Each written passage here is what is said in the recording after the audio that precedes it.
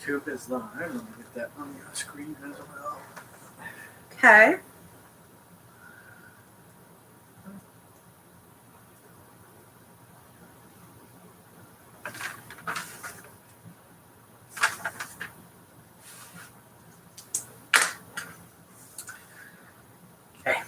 Okay, so let's see. We have TikTok going now. Yep, I'm just logging into that myself. Okay, great. So if you guys on TikTok could please let Paul know if you can hear me and see me all right. That would be hugely beneficial.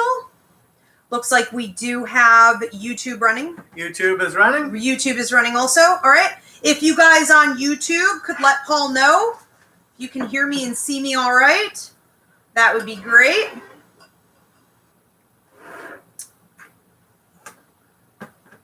Shift this over here. All right.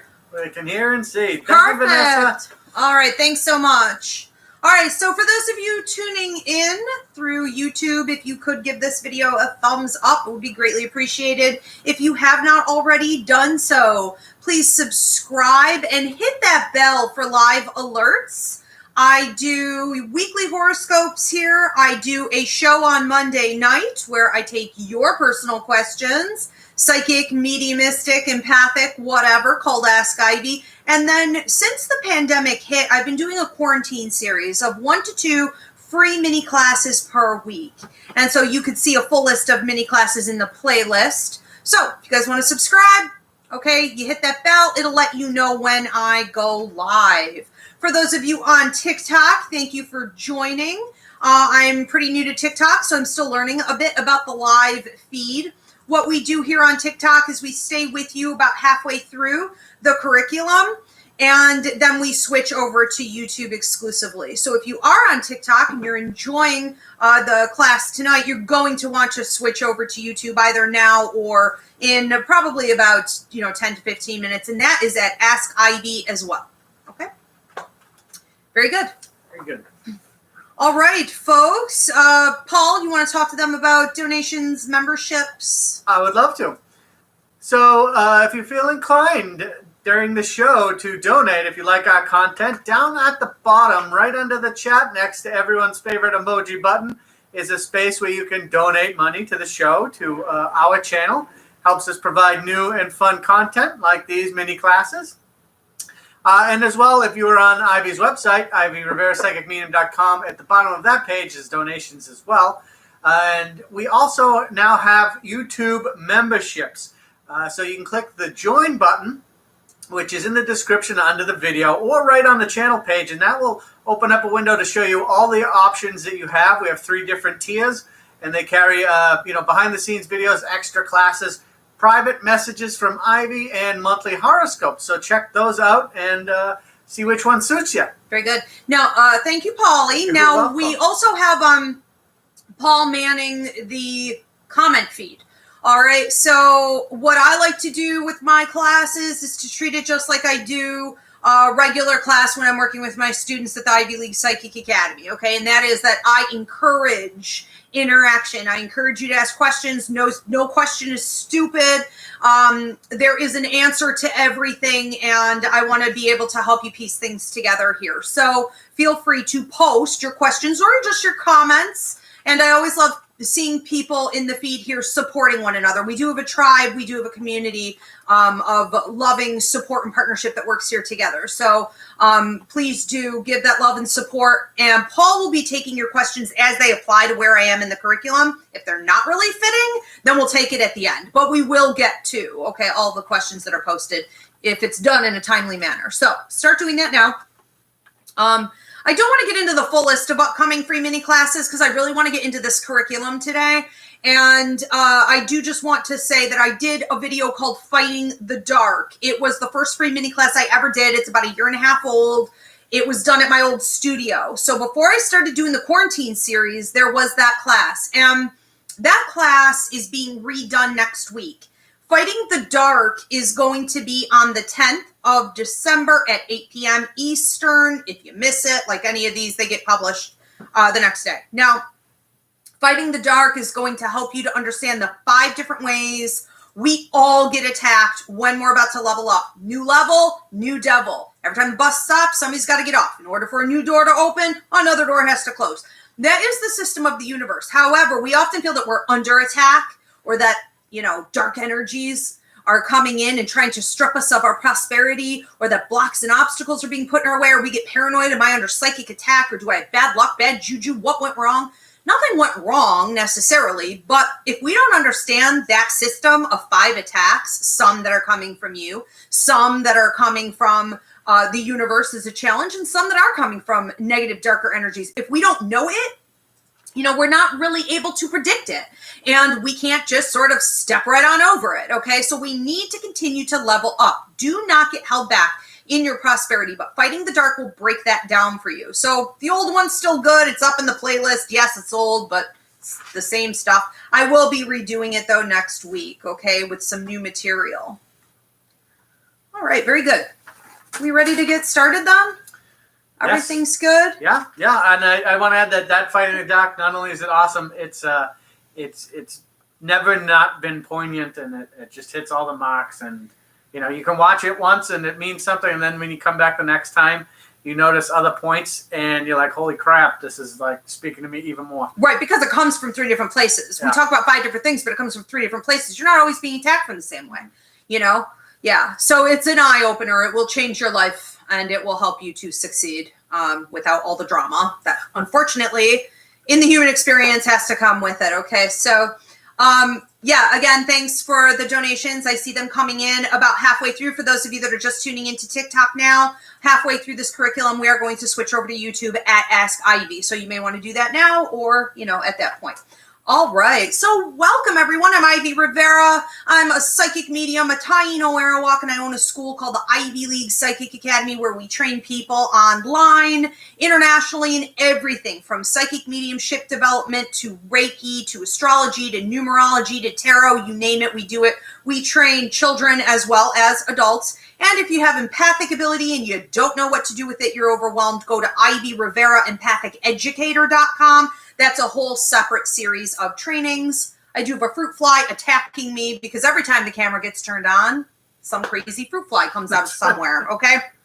It's just a paranormal phenomenon. So I do encourage you to check that out for empathic training. But there's a full list of classes at IvyLeaguePsychicAcademy.com. If you need to book a reading with me, you can go to IvyRiveraPsychicMedium.com. Paulie, will you put that stuff in the comments? I will. Okay, great.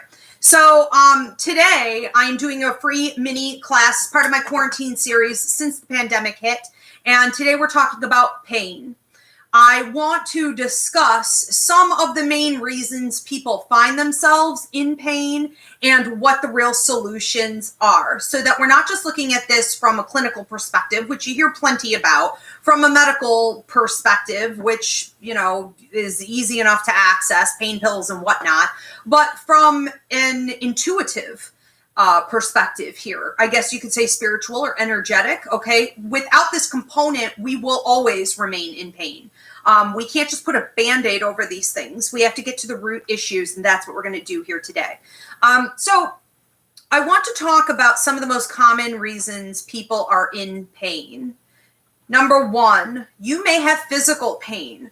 Whether you were born with a disability, you have suffered some type of injury or a disease, you may find, especially those who suffer with back pain or a cancerous condition, you may find that your pain is so overwhelming and inescapable that you feel as though you are going out of your mind and often turning toward the darkness, because where else do you go? You can't escape the physical body.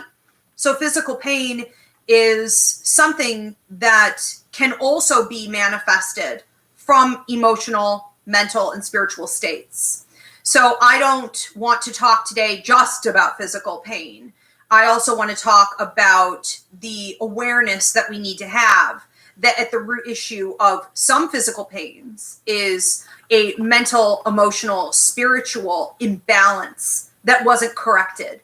Eventually, if you allow for yourself to suffer in those other areas, it will turn into some kind of disease or injury, or it makes you prone toward those types of injuries. So we need to treat physical pain long before it's there. And for those of you suffering with constant physical pain, the things we're going to talk about today will also help you to manage that even when you can't necessarily eliminate it entirely.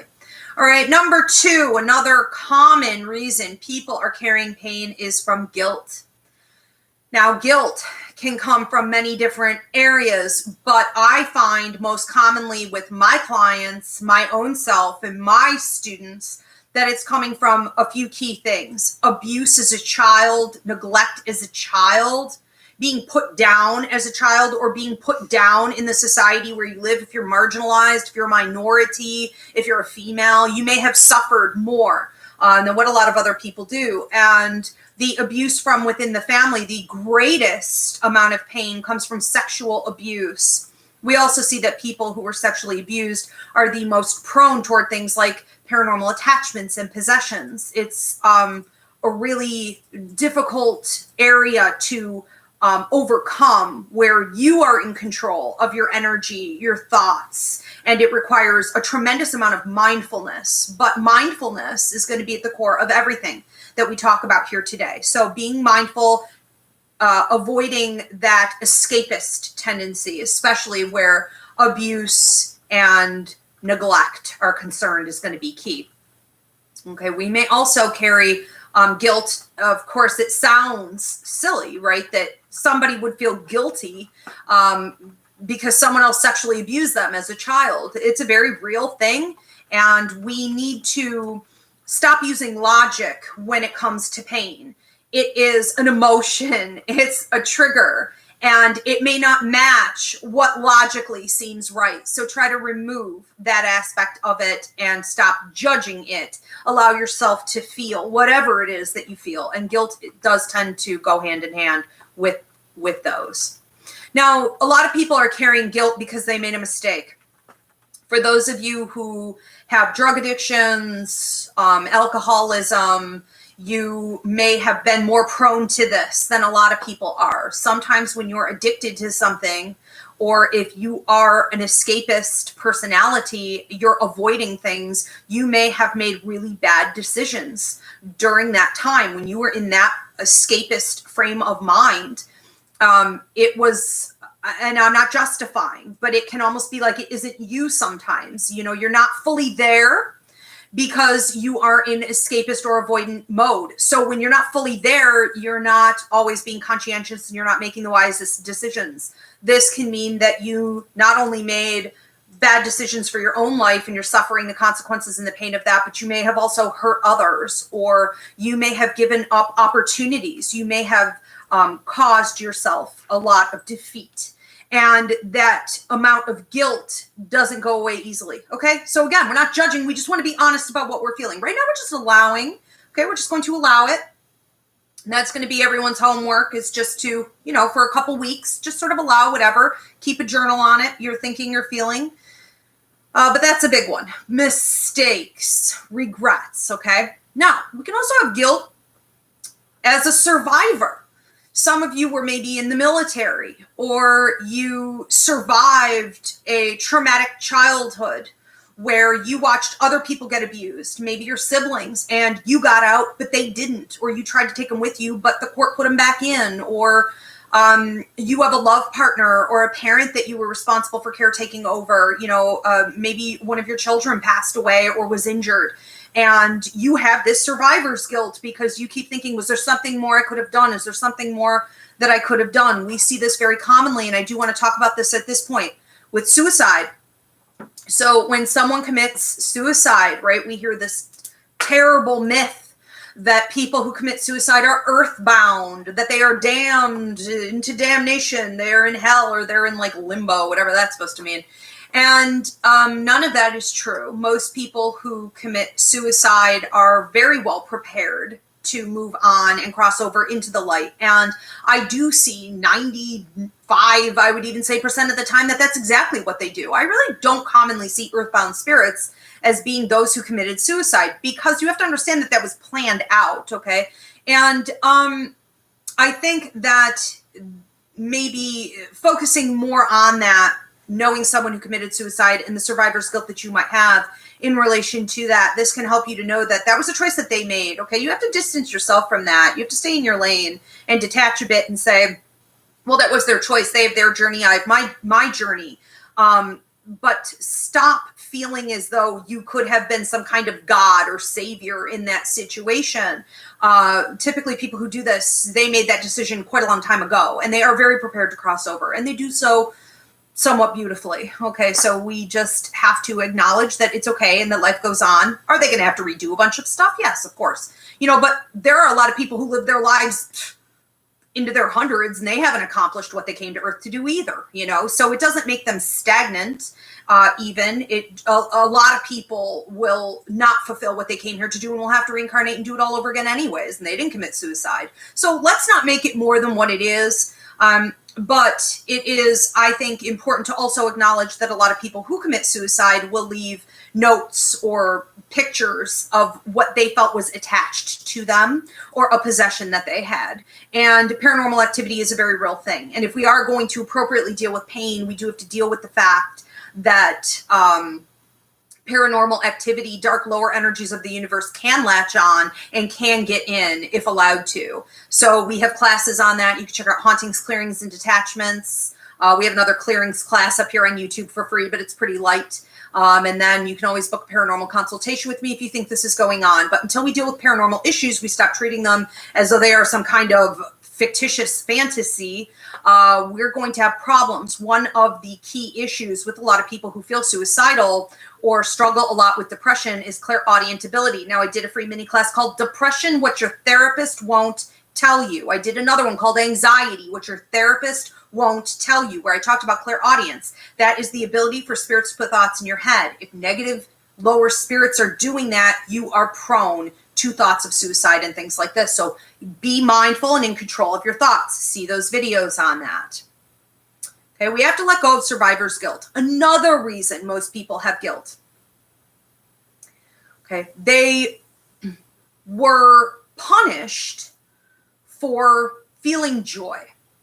If you were a kid who grew up in an abusive household like I did, when me or my siblings would laugh, we would get beat up for that. We would get attacked. Not just like it would have been outrageous for us to be able to run around the house and actually make noise and be happy. That was never going to happen. I'm talking if we were just even quietly whispering, my father would come up and we would take a beating for that. And you would have to watch, if you made your sibling laugh, you would have to watch that abuse.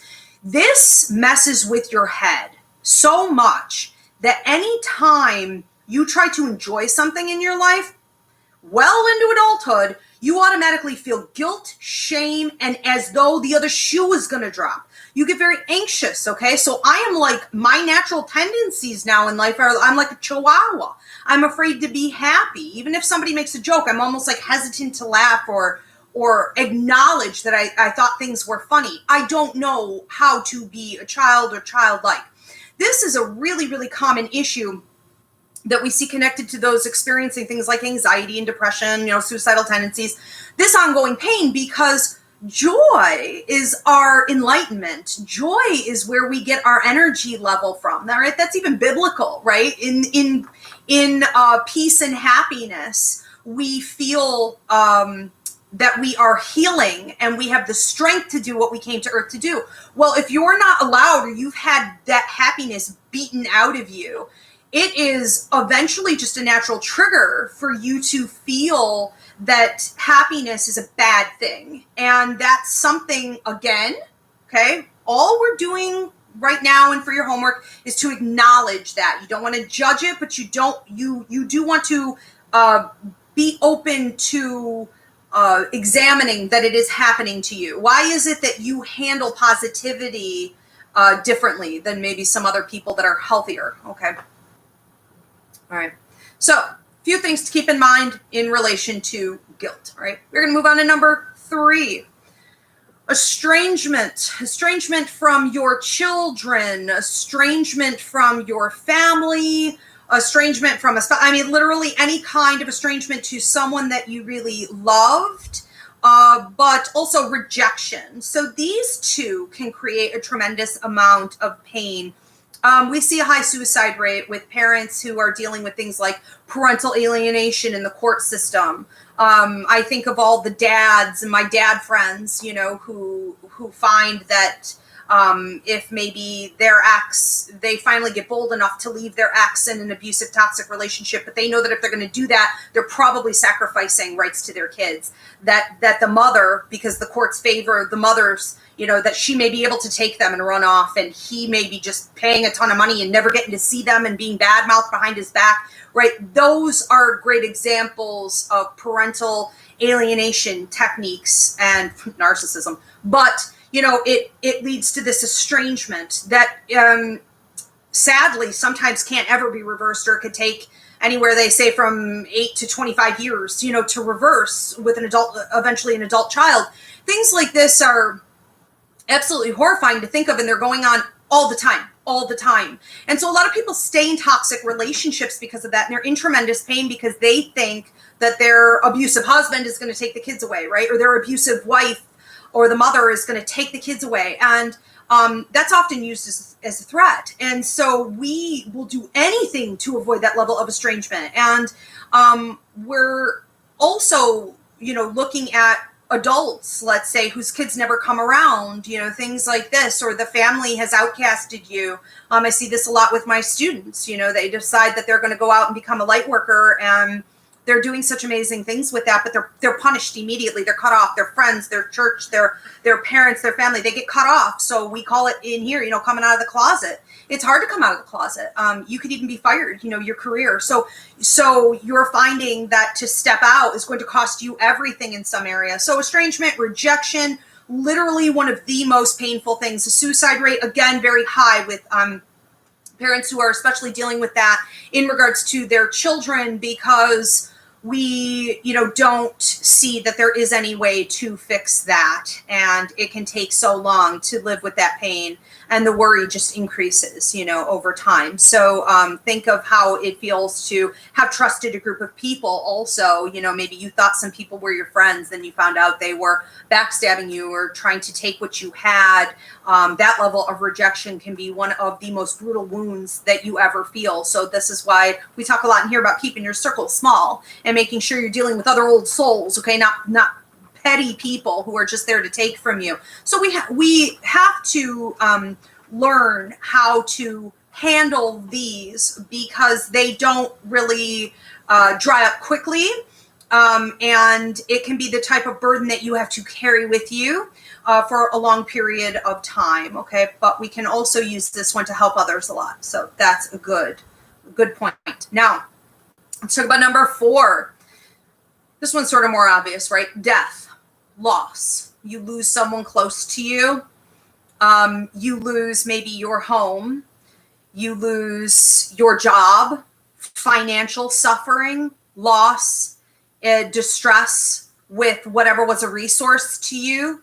And when we look at our society, not just ours here in America, but internationally right now, just even due to COVID, how many people are dealing with the heartache, the actual physical manifestations at this point of, whether it be the loss of their home, their job, their financial security, they can't support their children, they're waiting in food lines, then we've got our loved ones contracting COVID, some of them actually passing away, others just suffering. And then that threat is always there. Okay. Like, what if I catch it? What if I die? Who would take care of my kids? What if so-and-so gets, what do I do? What do I do? This is painful. This is painful. Right now we have this huge awakening going on because everyone is in such an extreme place of pain, and anyone who isn't feeling it is such a knucklehead and is so detached that, there's absolutely no way at this point for them to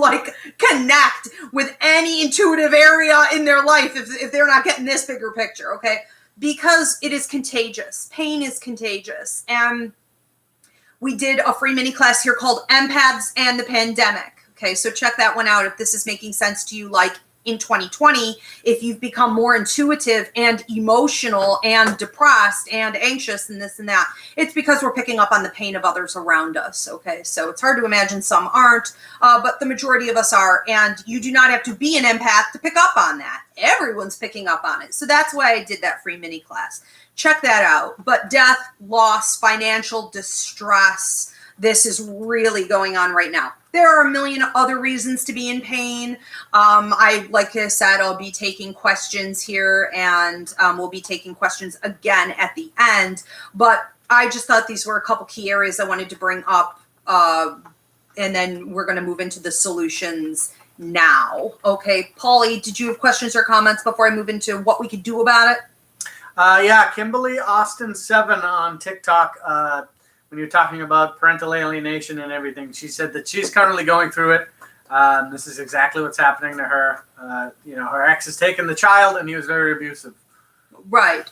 So, yeah, for those of you that are dealing with parental alienation, it can be hard because maybe you get on, some social media groups or something like that, and all everyone's talking about is like suicide and how if things don't go right, after their next court date, they're going to lose their minds and things like this. And it's like, it weighs you down. Okay. It's very hard to talk about solutions. We're going to talk about this here in a minute too. So stay tuned, Kim. But yeah, we have to find ways to support ourselves sometimes in these unprecedented situations where the law hasn't caught up, the courts haven't caught up, the science, the psychology hasn't caught up yet.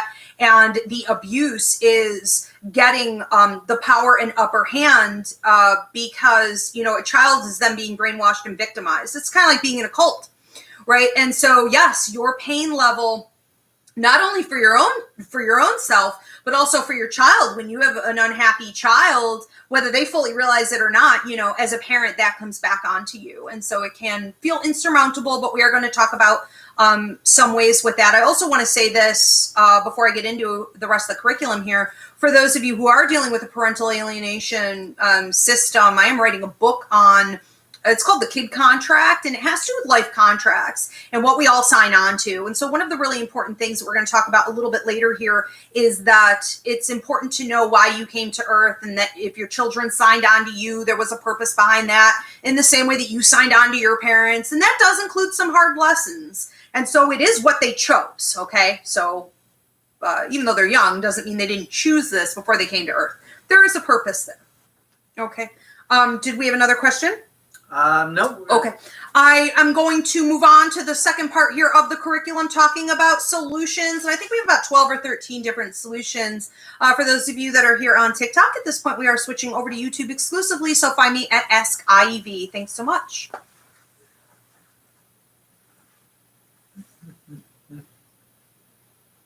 So many cameras, so many lights. It's like a maze. Okay. So as Polly deals with all of that, here we go. Let's take a look at what the solutions are. All right. Now, I want to talk number one about joy. When you're in pain, joy can be the last thing that you think is possible, but it is imperative to your healing and your ability to sustain yourself that you find ways to tap in with joy. And what Spirit has shown me when I am in the worst depths of pain in my life, and I have been through many from day one, it's amazing I'm alive.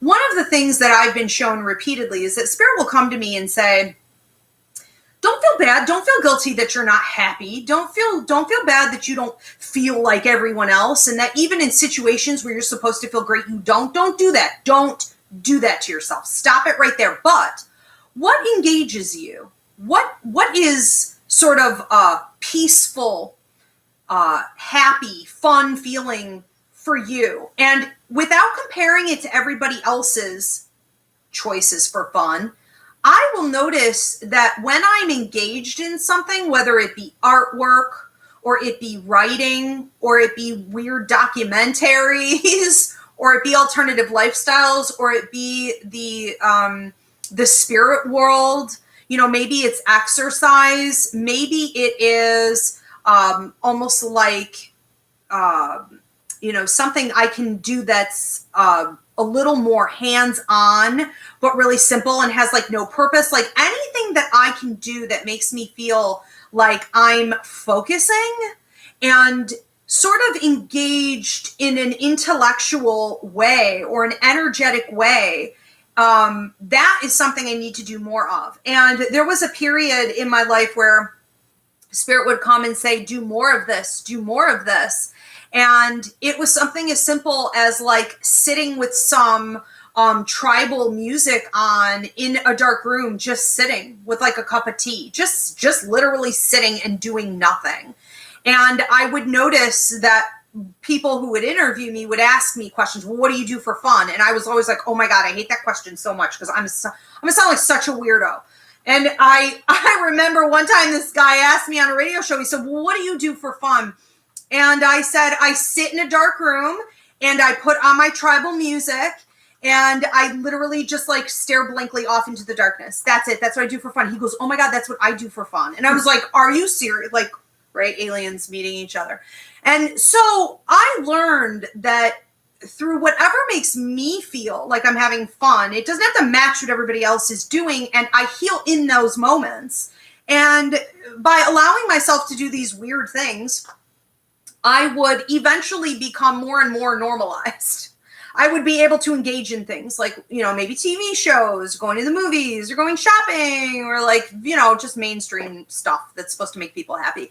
And it would, so be willing to do whatever makes you feel engaged and focused, even if it's like maybe going to like a community hobby farm and petting goats, or like, I don't know, getting a fish tank and watching your fish eat or watching your snails eat or something very, very simple, having certain lights in your room that move a certain way. There are really basic things for those of us that are in a significant amount of pain that we have to sort of start with baby steps, okay, and allow for that to be your outlet for fun before you have these really high expectations. I would also say, don't allow other people to bully you into feeling weird, okay, as well. So if what they think is fun is not fun for you and you become introverted or you feel really drained in those circumstances, how come you're no fun, then don't go out with them, okay? You're not matching energetically right now. There's a time and a place for that, maybe, but it's definitely not right now where you are, okay? Am I frozen? All my stuff is looking weird, but am I okay? It's still running? Okay, good. All right. So joy. All right. So joy is your strength. Any way that you can engage in something that feels good to you, you're going to have a higher energy level. And it, again, is biblical that in your joy is your strength. And so the universe is always providing you with opportunities to heal and get engaged and renew your strength and your joy. But you kind of have to watch for them sometimes, all right? Especially when you're really down and out. All right, so simple engagement, peace. All right, that's enough. Peace makes I feel like I'm having a blast. I'm having a ton of fun when I'm at peace. That's it. I don't need fireworks. All right, let's talk about number 2, 3, and 4. And I want to just sort of place these together because these all have to do with you having trust in the universal order. So understanding that there is a method to this madness, that there is order in the chaos can help a lot. If you feel that you are nothing, you are insignificant, you are a speck on earth, there is no God, there is no universal order, there is no ancestor and spirit watching over you, you're really going to suffer a lot more than what you have to because A, it's not true, okay, and there's no way to like avoid all of your ancestors and all of the support of the universe. And, that's a huge drain for you repeatedly where you're doing that to yourself. You're offending yourself by living against the truth. So you do have to be willing to abandon those ideas. So we want to say that there's trust in the universal order, all right? And that means that there are no accidents. That means that the things that have happened to you are things that you can convert through alchemy from negative into positive. We'll talk about that. But that many of us have actually signed on to these things before we came to Earth in what we call a life contract. So there is a reason for all of this. Your life contract, you can always book a life contract reading with me if you want to know what your purpose is here on Coming to Earth. But we have a contract that we sign talking about major lessons that we need to learn and things that we really need to accomplish while we're here, okay, on this reincarnation. And we have a ton of help, which we're going to talk about here in a minute. So know that it has a purpose. So number one, what we want to focus on is, what are the lessons? Look at every instance in your life that is creating you pain, that is creating for you, okay, a painful reaction, a discomfort, a need to escape or avoid. And I want you to say, what are the lessons here? What am I supposed to be learning? What most people do when pain is triggered is they try to look elsewhere, and they may even try to pretend it isn't real at all. But for those of us who have learned that being mindful is key, we automatically stop and we say, okay, something is wrong. I am not happy with this. I am uncomfortable. What am I supposed to be learning from this? Keep a journal and start that process. The second step in this is asking, through the use of alchemy, transferring things from negative into positive, okay? How can I utilize this for my own healing? What can I do with this? Anytime anything offends you or hurts you, ask how you can use it in your favor.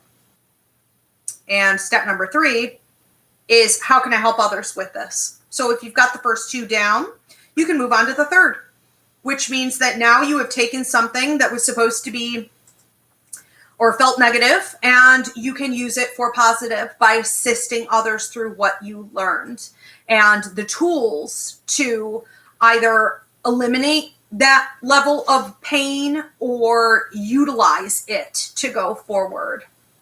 All right, so we want to understand that there is a purpose to it. Ultimately, that purpose is to give it out and heal the world around you. So those that came especially with that abuse, if you were born into an abusive or neglectful family or an abusive or neglectful society, you're going to find that you have a bigger life contract in light work or the healing arts. Okay, you're really here to help others. That's a huge part of what you came to do, and you cannot run from it. So let's move on. I want to talk about number 5. When you feel the pain, do not sit in it. Do not stew in it, and do not spread it around. I daily go on my social media accounts and I post things on positivity and enlightenment and growth and development. And I always get these easier said than done, or people want to argue with me, or they want to spew their negativity out onto everyone else. If you don't have something positive to say, let's go back to kindergarten. Shut your mouth. Stop spreading your toxicity all over the place. We're all carrying a heavy load, especially right now.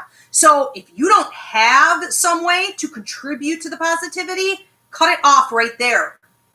This will help you, okay, energetically to heal your own self too, even though you probably don't care about that, okay? But this is what you need to do. You need to start working through stuff instead of just polluting the areas around you. One of the ways to do that is to be mobile. So a lot of people that are suffering a lot with pain, I understand that you can't really get that mobile, especially if it's like physical pain. It may be difficult for you to move around, or you have to wait for your physical therapy appointments or something for that, but find what you can do. You know, can you do muscle squeezing exercises? Can you do simple things in a chair? There are many ways to do what I call motion meditation. So it can also just be through simple movements, or even listening to music, or going for a ride in a car, anything that can create motion. Okay, if you're in a wheelchair, maybe somebody can push you along when they go for a walk. Find a way to create motion. Motion does not have to just be physical movement. It can be a state of mind. It can be your senses being in movement with, again, things like music or scenery. So there are ways to create it. We all need to move. We all need to flow. So when you're feeling pain, let's say mental and emotional, get on the treadmill, go out for a walk. If you don't have any equipment, but you can run up and down a flight of stairs, I will sometimes just do that like 20 to 30 times. You literally feel like you're going to die. Okay, that is an extreme workout.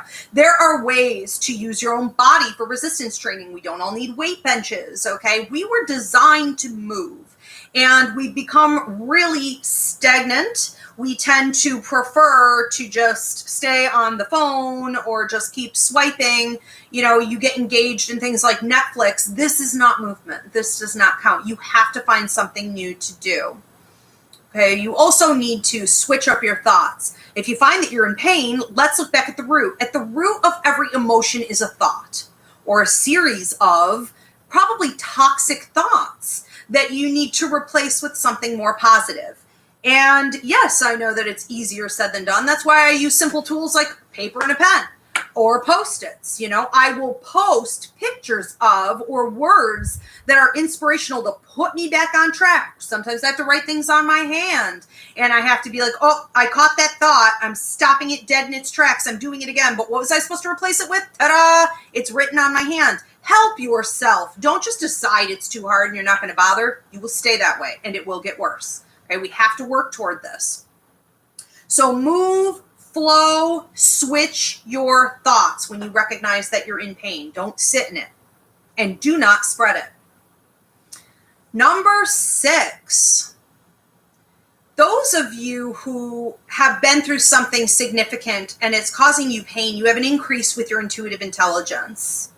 I talk about 12 different increases for intuitive intelligence on my empathic awareness class, and I'm putting up a video later this week on TikTok. And when we talk about an increase in intuition, we have to understand that it cannot be reversed. With an increase, you can also see an increase in things like anxiety or ADHD-like symptoms, even depression. So it's not always really positive, but we want to understand that it is a tremendous ability that can be used for our own healing and other people's if we're managing it.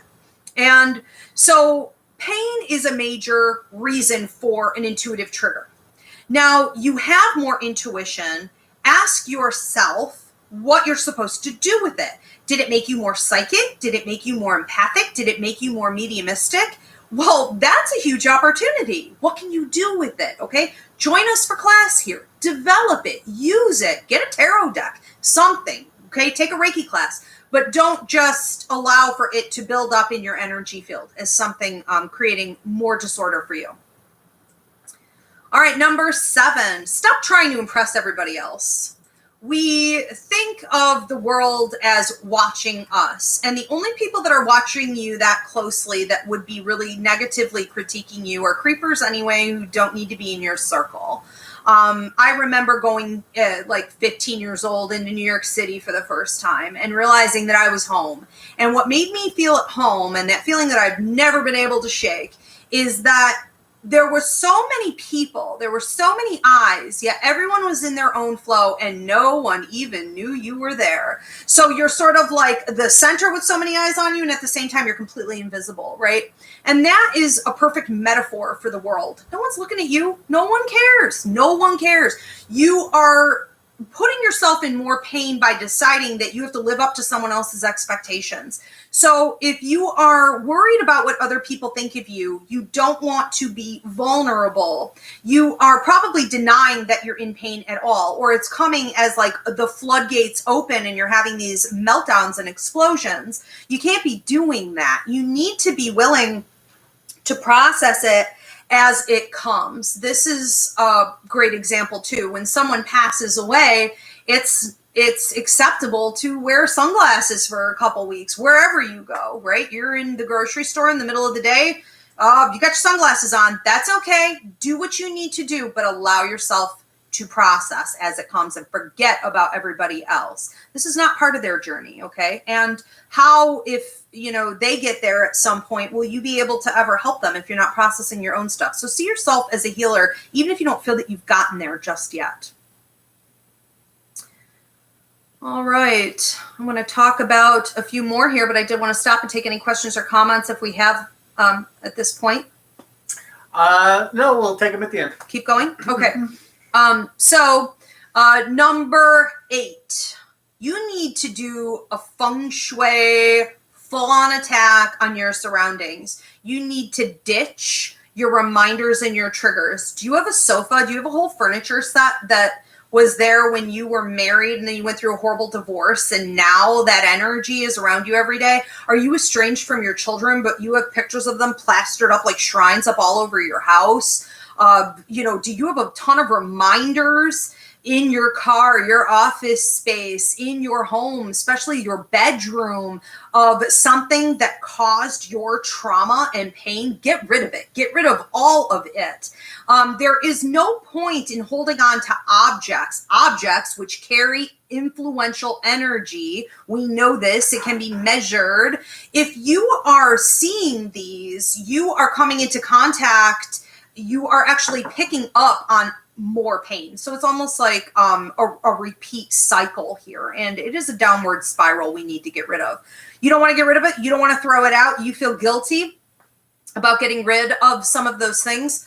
If you think it's really important to hold on to them, like the pictures, for example, put them in a box. Put them in a box, put a lid on it, and keep one box. Put it away somewhere, and you can have it down the road if you need it. But I see too many people holding on to also clothing, shoes, purses, handbags, things like this, clothing that they wore during a time of pain and assault, onto them, or, even something lighter than that, like just a really horrible heartache or breakup.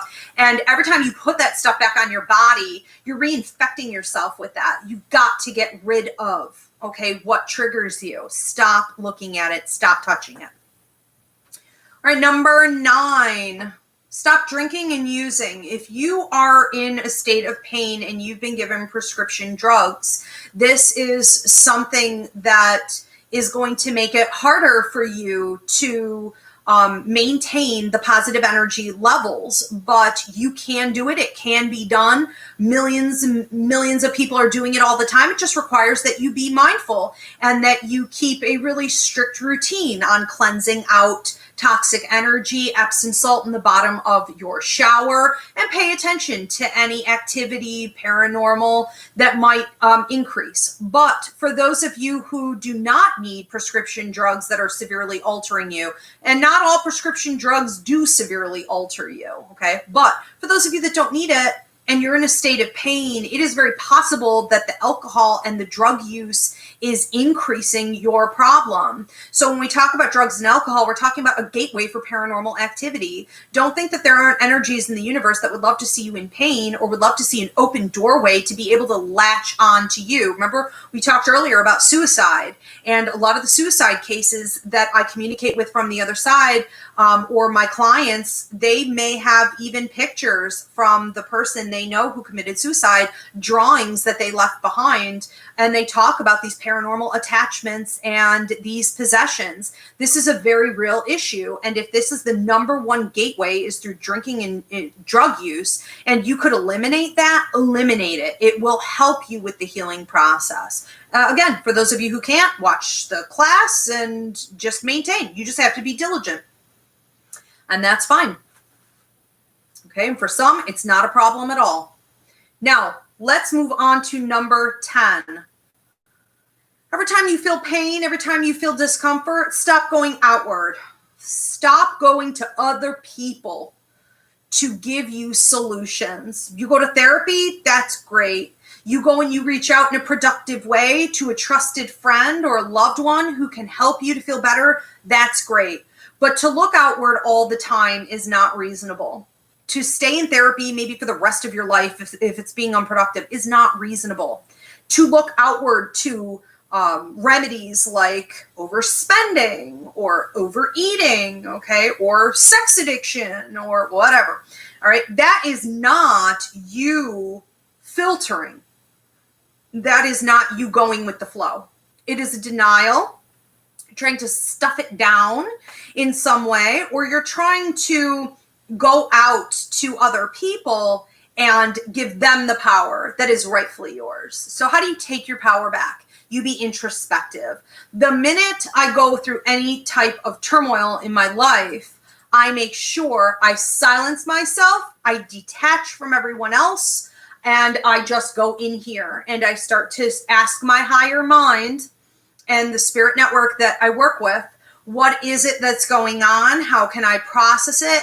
How can I do what is best in this situation? What is the purpose? And I start working through that before I allow myself to go back out into the world. We have too many people who are all about the out here, and that can also lead to things like blame games. Well, if this situation was better, then I wouldn't be in pain. If this person was giving me what I rightfully deserve, then I wouldn't be in pain. If I could find the right doctor, I had a better insurance, then I wouldn't be in pain. And while some of this is legitimately stuff you're dealing with, we cannot stay there.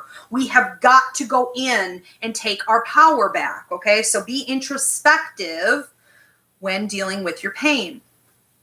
Can I keep going? Yeah. Okay. Number 11. I'm out of fingers, so we're just gonna. Okay. Number 11. 11. All right. So what else should you be doing? You should be tapping into your network. This is the number one thing I could tell you guys to do today that you need to take with you for the rest of your lives. And this is what I tell my students, my clients, my children, everyone. You must understand that you came to Earth with a network. So when you signed on to your life contract, this is what you agreed to come here and do. These are the lessons that you agreed to learn. These are the people that you agreed to work with. That's what you chose to do. You have to know that you came with 2 appointed angels and 5 guides.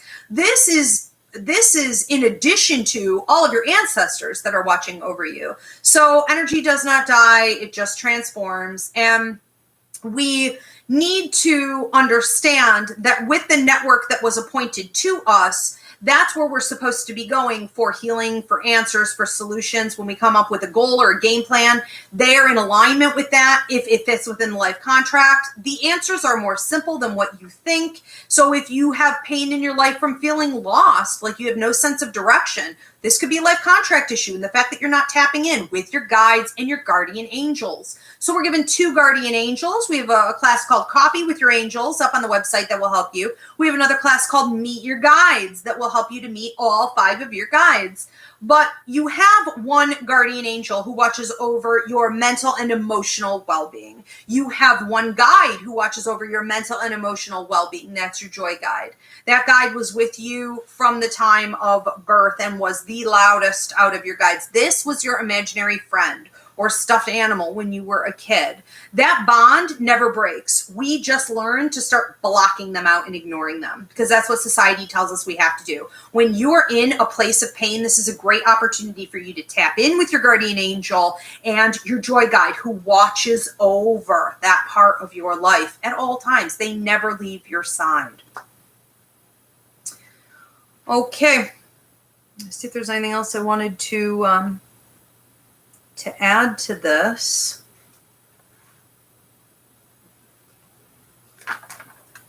I just want to say on that note too, a lot of people start to feel that the pain is insurmountable because they've fallen into despair. Despair, by definition, is feeling that there is no way out. And when this happens, you can't see that miracles could ever occur, or you think, oh, it would have to take a miracle, but you've even lost hope in that. You literally are just in a state of despair. And I want to say that your guardian angel and your joy guide is there to keep you from that place.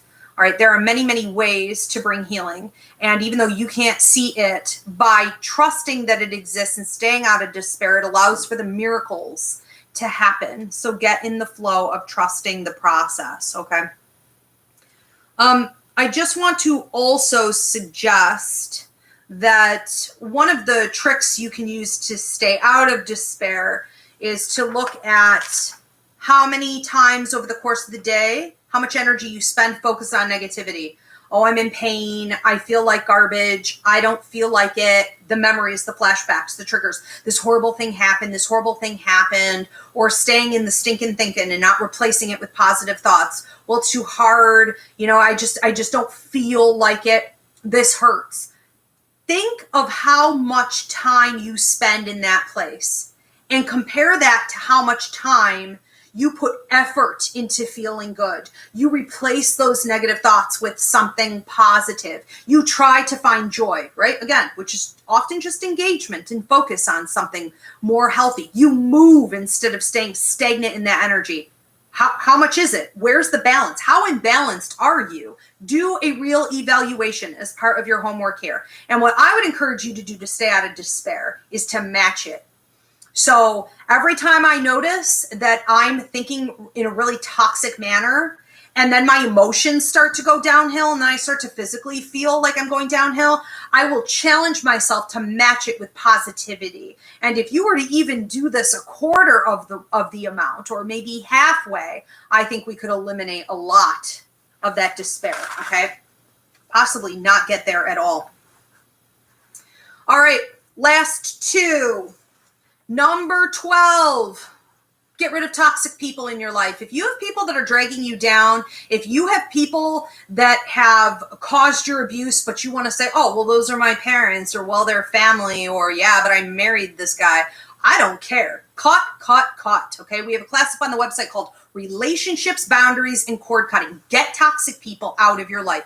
The majority of suffering that we go through is because we are in a cesspool of toxic vampire people who don't want to grow, who are feeding off of other people's energy. And if you want to develop yourself and you want to become healthy and you want to eventually be able to even give something out, you want to eliminate your pain and eliminate the pain of others, you're going to have to start with this part of the process. I wish we could keep everyone that we love around, but that's not a reality, and we need to grow up sometime, okay? So get rid of it if that's what you need to do, because re-exposing yourself to them is just going to basically reinfect you with anything that you were able to eliminate. It is an impossible feat.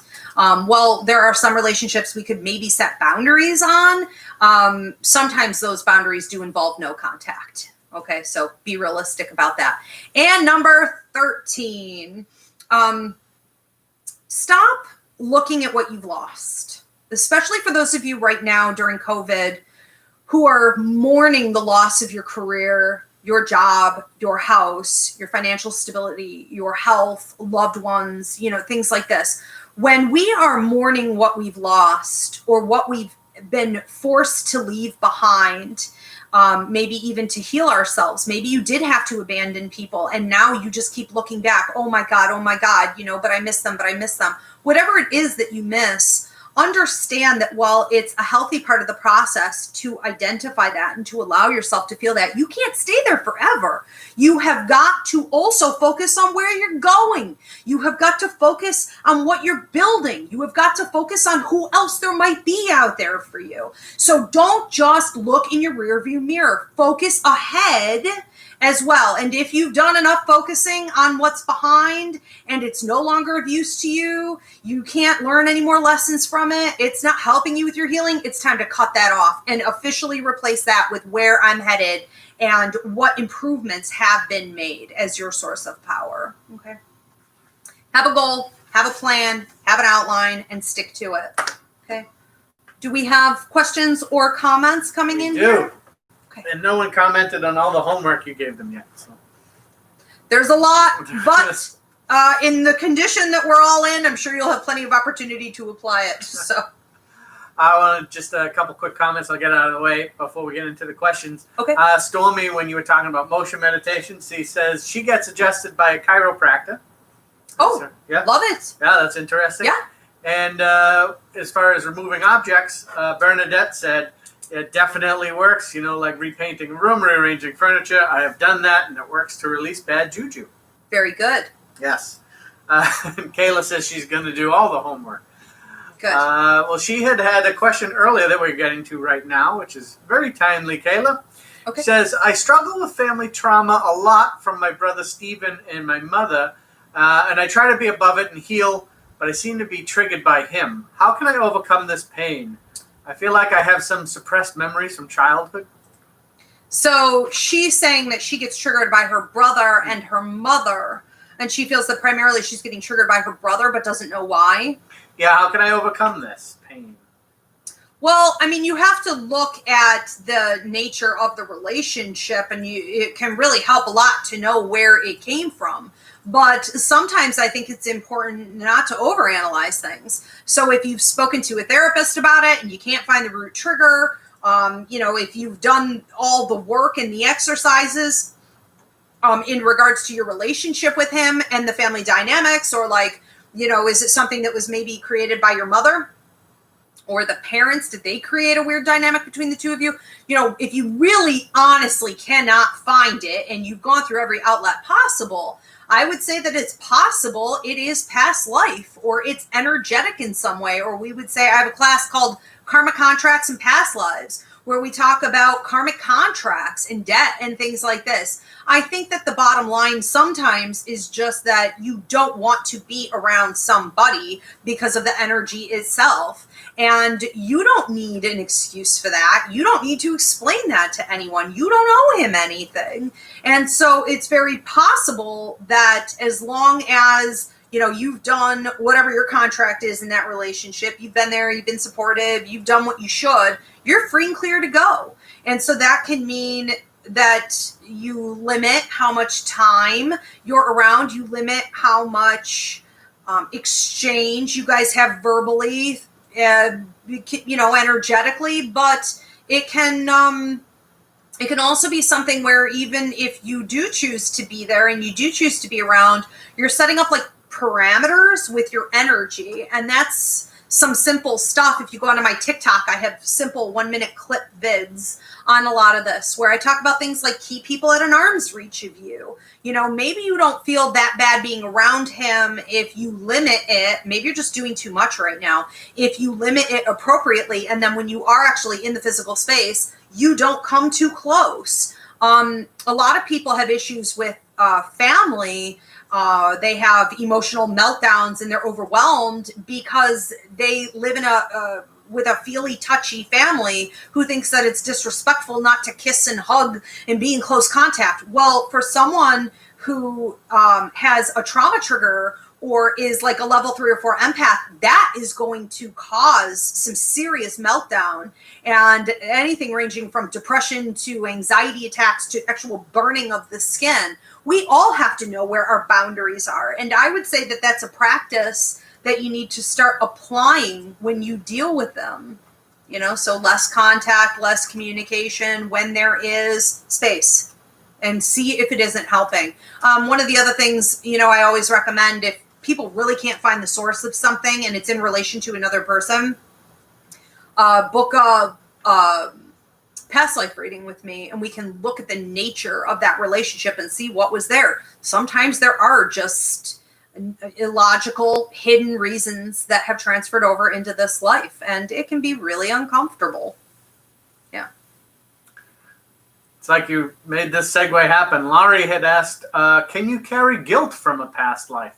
Oh my God, the survivor's guilt is woo. So I see a lot of people, for example, my middle child lived the first, I would say, 8 to 10 years of his life being stuck halfway in a past life where he carried survivor's guilt because he was, I don't remember if he was a general of the army or what it was exactly, but he was high ranking in this past life and it didn't go well in battle, and his men ended up dying, and then he ended up dying in the field.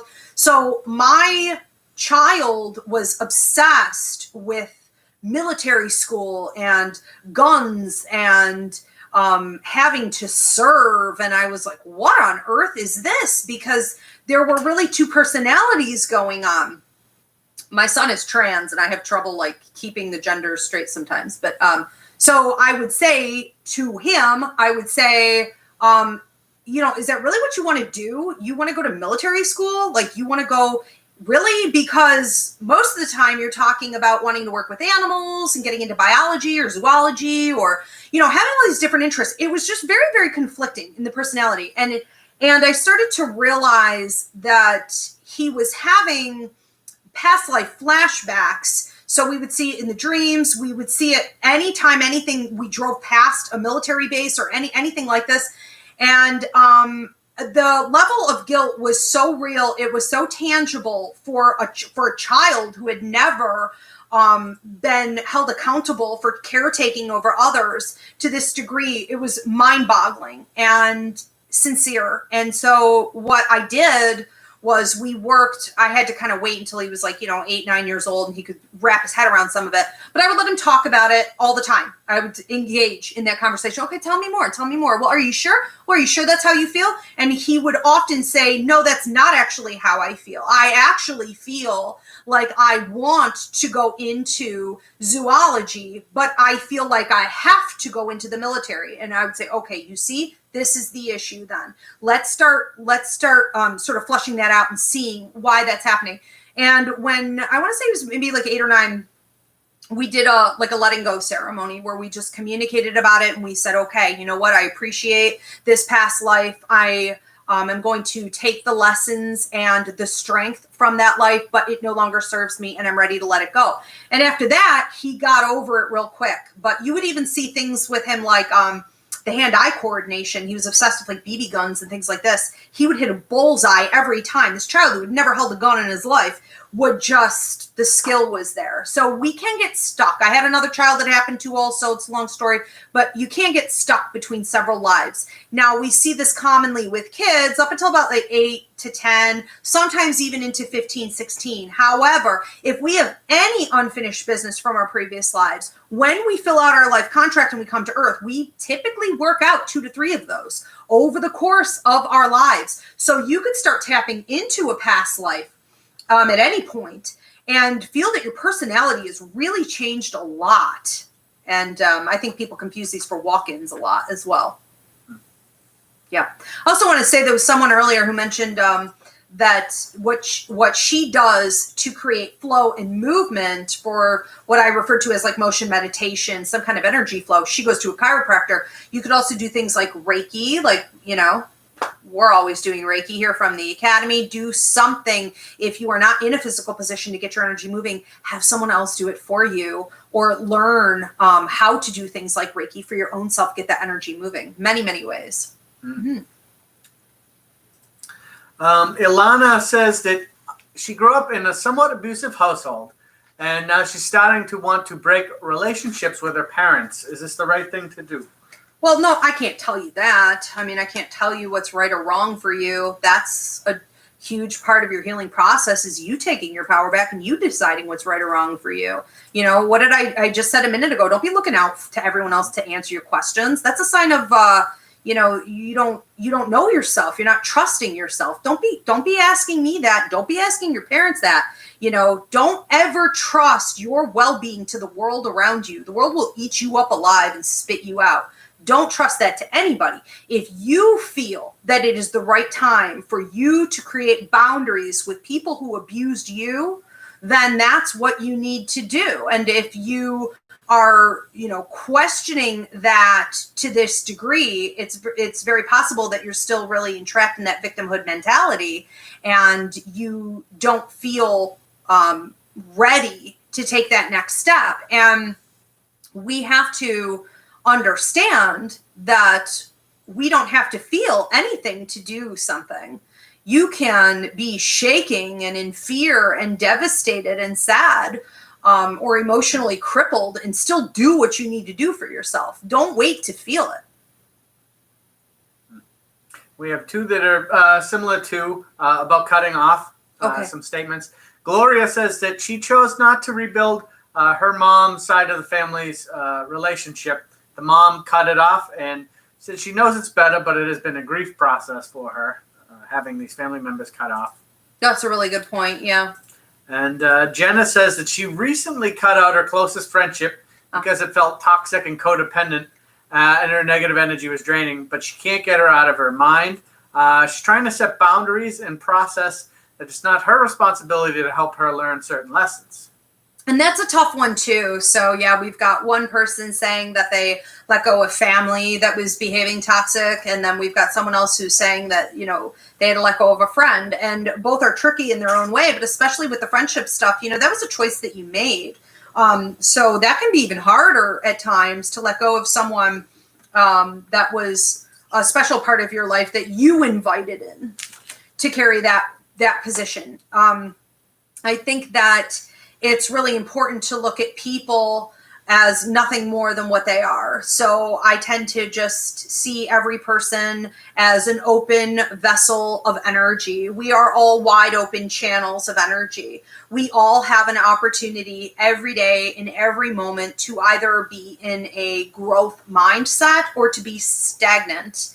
And when you have chosen to be a person who wants to develop and grow and keep a high vibration of energy, then you are inevitably going to outgrow many, many others. Family, friends, spouses, children, you name it. It's going to happen. And you have to always just look at it as this sort of black and white thing, that there are people who want to grow and there are people who do not want to grow. Okay. And that's it. That's all there is to it. So we can't stay in areas of stagnancy. We can't stay in relationships of stagnancy, or in habits in our life that perpetuate that. It's not the human way. It's not the way of energy. And that's all we are. We're energy.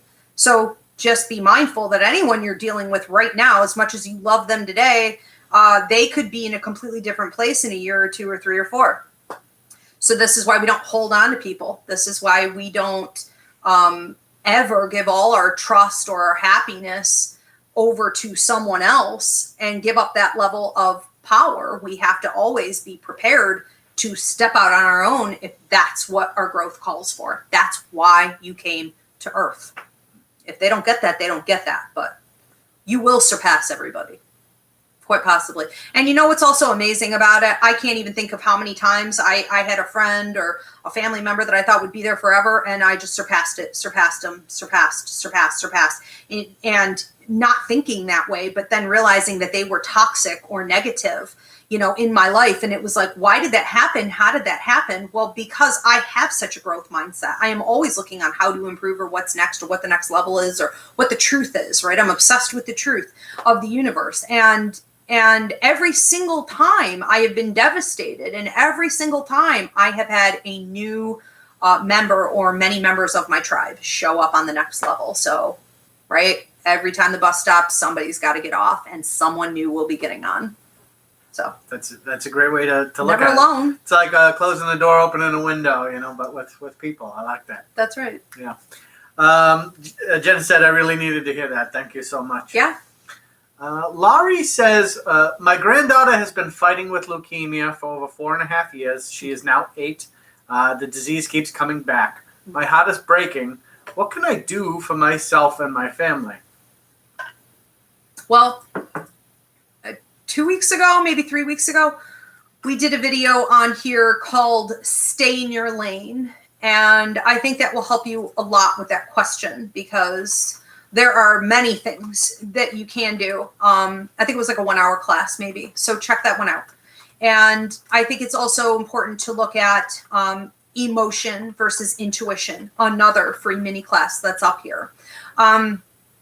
We have this ability to heal other people. And when someone around us is suffering that we really love and care for, especially in your situation where it's affecting everyone, so everyone's sort of suffering, you're going to feel responsible to the core of your being to do something, so much so that you don't even realize you're doing it. You're probably doing it night and day, and that's going to ultimately break down to your thoughts. Things like worrying, overthinking, trying to find answers to solutions, what ifs, could I do something more with this? Anything to help them. And you have to understand, a lot like we were just speaking to the other person here who asked about survivor's guilt in a past life. You have to understand that if you don't perfect this lesson in this life, you will reincarnate and have to learn it again. We don't want that.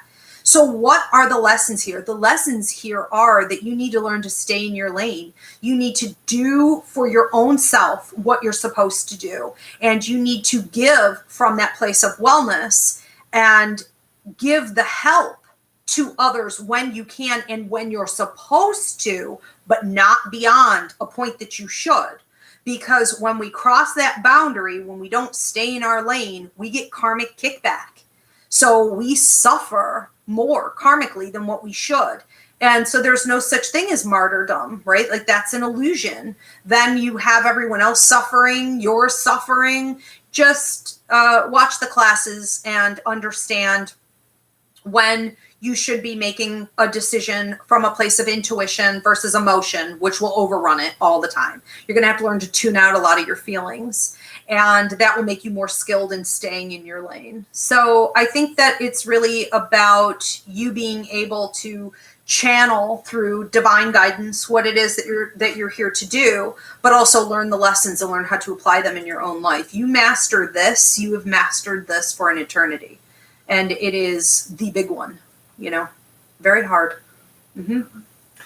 Your final comment from Bernadette regarding focusing your energy, like alchemy and stuff. She said that focusing your energy, recognizing it and changing it for the better was something that she learned until she was really older. And she wasted years of dwelling in negative thoughts without realizing it. And that's... So a lot of people very, very happy to have your classes here. It's very easy. Yeah, it's very easy to have so many more negative thoughts than we realize we are. And we often don't realize that we have all those negative thoughts until we have a physical problem, a physical manifestation of those toxic thoughts. And then, we can eventually track it back and be like, oh, okay, all of my toxic thoughts were leading to my toxic feelings, my toxic emotions and feelings eventually led to my physical problems. But we really don't need to go that far out at sea. If we're mindful, we are able to conquer this bit by bit. And as we set a habit, a growth mindset, it will get easier. Healing will become the habit, not being overrun by toxic thoughts. And I don't care what it is. I don't care if you were a drug addict, you did things that you're absolutely ashamed of, you're estranged from your children, you were in a car accident, you have horrific back pain. I don't care what it is. Okay, we can all do this. It just requires diligence. But what else do you have to do? Like, you're here. You're here. Yeah. You don't want to reincarnate and do it all over again from scratch, right? You're further ahead now than you have ever been or you will ever be. Just do it. Just do the hard work. Master it. And be able to teach other people. We have too many people worldwide running to the drug cabinet, running to the doctors, for a pill. There's no quick fix on this. Running to the alcohol bottle, sex addictions. I mean, we have to work on ourselves. We have to get back in touch with our roots. And do not forget that you have help. You have the 2 angels that were appointed to you. You have 5 guides that were appointed to you. And your ancestors are never going to leave you alone. As much as you may ignore them, never, ever. Okay? So tap in with your network when you do feel that it's too hard and you're not able to pull it off. Pull in that network. All right. I do want to say thank you to our members. So that is Bernadette Ruoff, Jill Marie, Chicken Mama, Carrie Watson, Vanessa Dempsey, Gloria Augusto, Angelica Pilar, Candace Kempton, Lori Filan, Jamie Joe, The Pisces Goddess, Cheryl Gottman, Mary Hodgson, Heather, Amy Nicole, Amanda Hebert, Katie Vigavelio, Donna Hanger, Butterfly Rasta Girl, Julie Campbell, Dakota Miller, Camille Wolf, Heather Fitzgerald, Colleen Kasiba.